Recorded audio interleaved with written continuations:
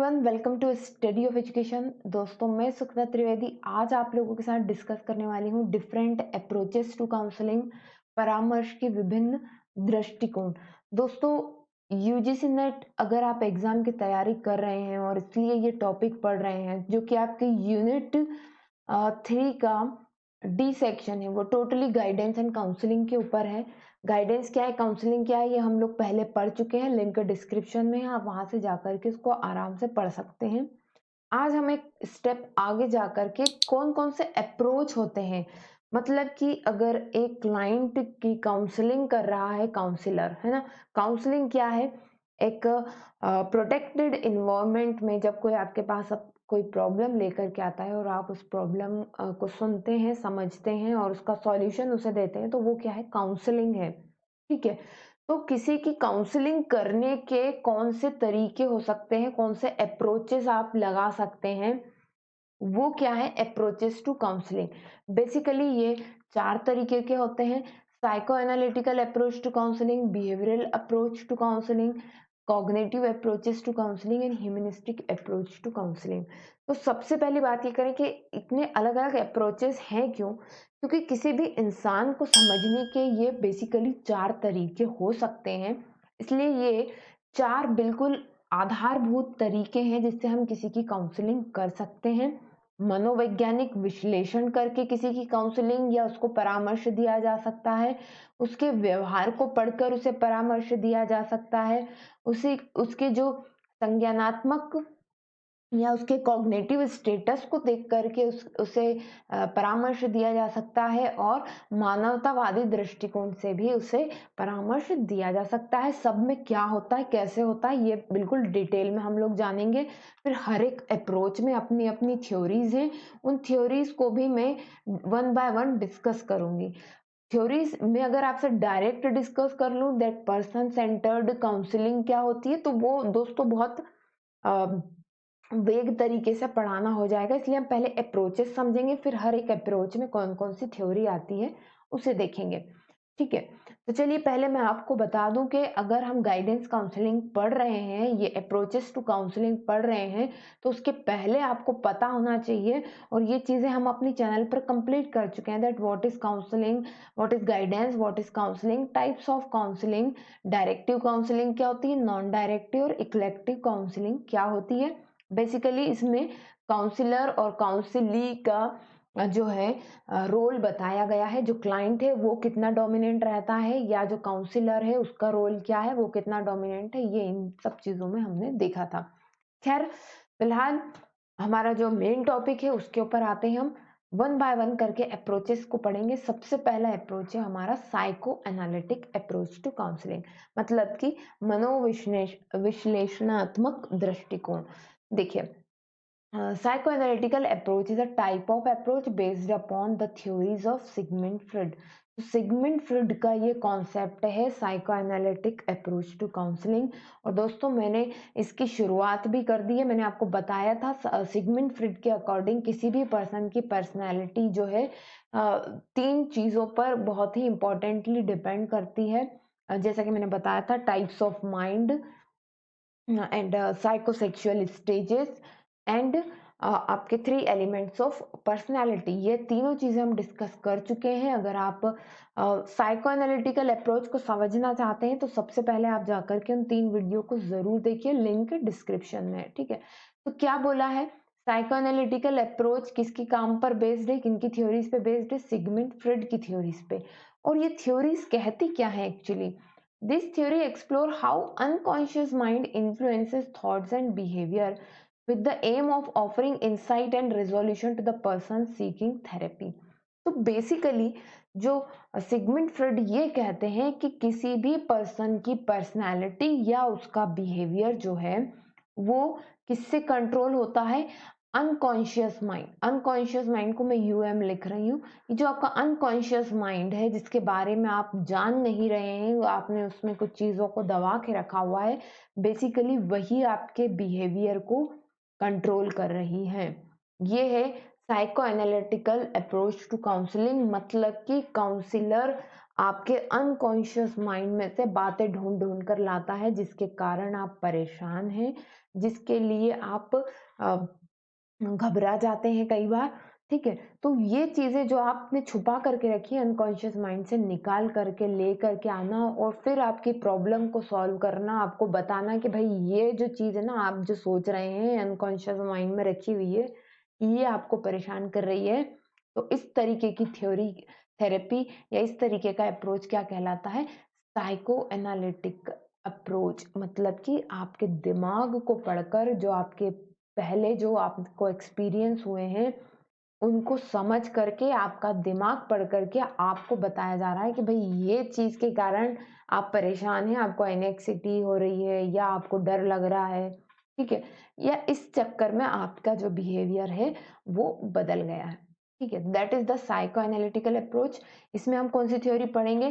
Psycho analytic theory पढ़ेंगे। जैसा कि मैंने आपको बताया 3 चीज़ें इंपॉर्टेंट है साइको एनालिटिक थ्योरी को पढ़ने के लिए, तो वो आप जा कर के ज़रूर पढ़ें सबसे पहले। नेक्स्ट है बिहेवियरल अप्रोच टू काउंसलिंग। अब बिहेवियरल अप्रोच टू काउंसलिंग, आपने स्किनर के बारे में तो अच्छे से सुना होगा, आप जानते भी हैं। और बिहेवियरल अप्रोच टू काउंसलिंग किसके ऊपर डिपेंड करता है? लर्निंग के ऊपर। कहा जाता है कि जो भी आपने देखा है उसी से आपने सीखा है और उसी से आपका बिहेवियर डेवलप हुआ है, ठीक है? तो बिहेवियरल अप्रोच टू काउंसलिंग क्या है भाई? परामर्श देने में वो तरीका कि आपने जो देखा वैसे आप बन गए, तो अब आपने जो देखा है उसको बदल देते हैं, आपको नई चीजें सिखा देते हैं, जिससे कि आपका नया बिहेवियर बन जाए। ये कहता है बिहेवियरल अप्रोच टू काउंसलिंग। अब थोड़ा इसको डिटेल में देख लेते हैं। This approach focus on behaviour changing unwanted behaviour through reward, reinforcement and desensitisation. मतलब कि आपका जो बिहेवियर है, जो आप बदलना चाहते हैं, उसको रिवॉर्ड या रीइंफोर्समेंट दे करके बदल दिया जाएगा। इस थ्योरी का बिलीफ क्या है? क्या बोलती है ये theory? This therapy is based on the belief that behaviour is learned in response to past experiences. ये थ्योरी ये कह रही है कि जो आपके पुराने एक्सपीरियंसेस हैं, उसी के अकॉर्डिंग आपने जो बिहेवियर आज आपका है वो आपने सीखा है, वो लर्न हुआ है आपको on the basis of your past experiences. तो जो आपने पास्ट में सीखा था उसे बदल देंगे, उसे अनलर्न कर देंगे, मतलब कि आपको भुलवा देंगे और रिकंडीशन कर देंगे, फिर से उसकी कंडीशनिंग कर देंगे, ठीक है? Without analysing the past to find the reason for your behaviour. अब देखिए यहाँ जो साइको एनालिटिक थ्योरी है आपकी, उसमें और इसमें क्या अंतर है? साइको एनालिटिक थ्योरी में क्या होता है? काउंसलर आपके आपकी जो आपकी हिस्ट्री है ना उसमें जाता है, सुनता है आपकी बात, समझता है कि भाई आपके साथ ऐसा ऐसा हुआ था, इसलिए आज आपका बिहेवियर ऐसा है, अब मैं इसको इस तरीके से ठीक करूंगा। पर बिहेवियरल अप्रोच आपको ये नहीं कहता, आपसे पुरानी चीजें नहीं सुनता, उसे बस इतना मालूम है कि जो भी आपने सीखा है वो कहीं आपने एक्सपीरियंस करा है इसलिए सीख लिया है। तो अब क्या बोल रहे हैं वो? अब हम आपको नया एक्सपीरियंस देंगे तो आप नई चीजें सीख जाएंगे, ठीक है? नई चीजें सीख जाएंगे तो पुरानी चीज भूल जाएंगे। ये इस अप्रोच का मेन कॉन्सेप्ट है। Now it works well to compulsive and obsessive behaviour, fear and phobias and addiction. तो किस तरीके की चीजों में ये बिहेवियरल अप्रोच काम करता है? जैसे कोई बहुत ज्यादा जो है ऑब्सेसिव हो अपनी चीजों को लेकर के, या डरता हो या किसी तरीके का व्यसन करता हो, ठीक है?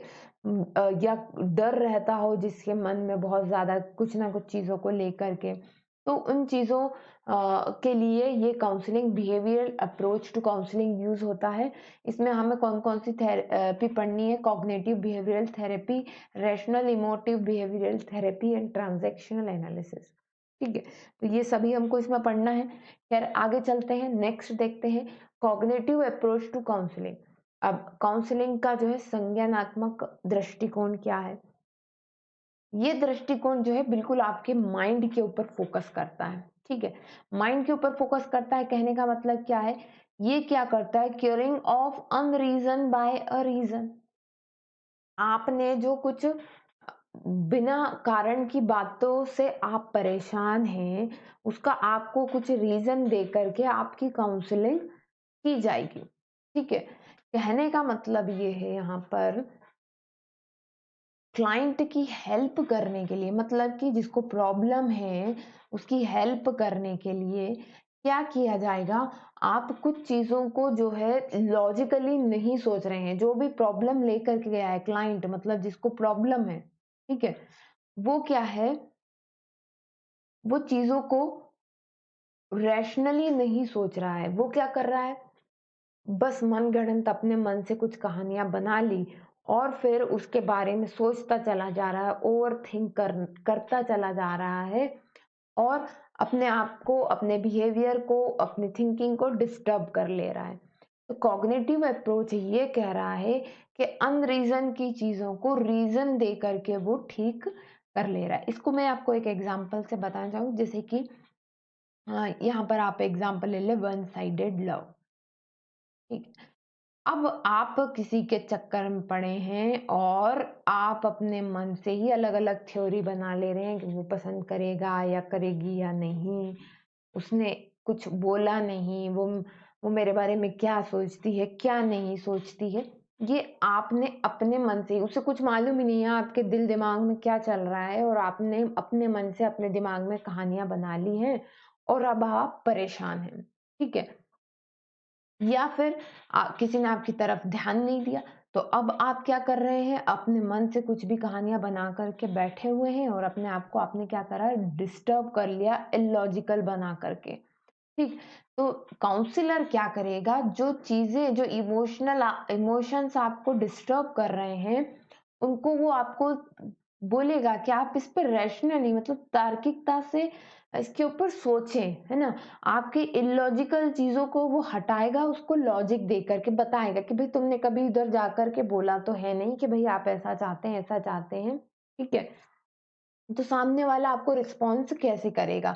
आप तो अपने तक ही लेकर के बैठे हैं चीज़ों को और समझ रहे हैं कि भई वो मुझे पसंद नहीं करती या वो मुझे पसंद नहीं करता, इस तरीके की चीज़ें, ठीक?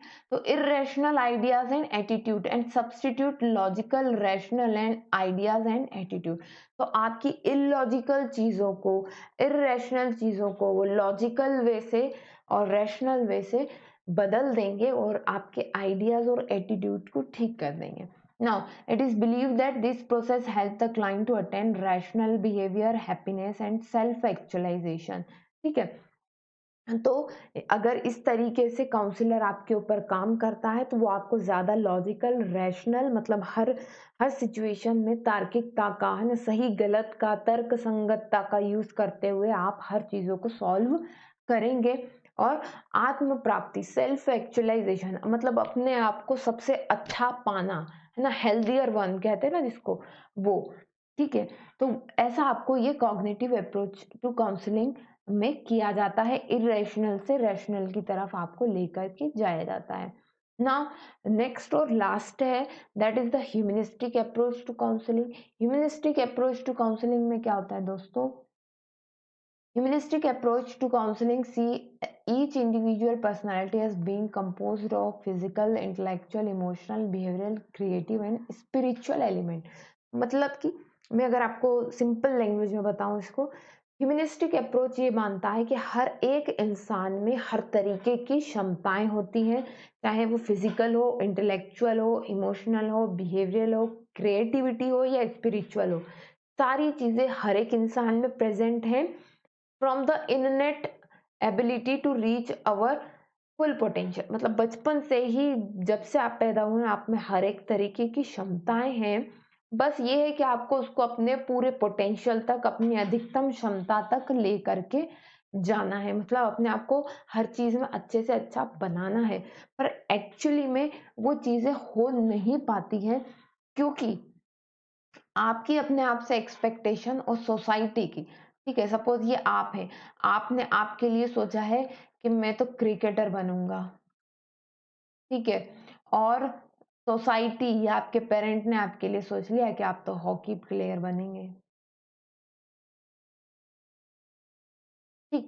अब ऐसे में क्या हुआ कि आपने अपने लिए कुछ और सोचा, सोसाइटी ने आपके लिए कुछ और सोचा, आपका पोटेंशियल ये था पर सोसाइटी तो ये चाहती है।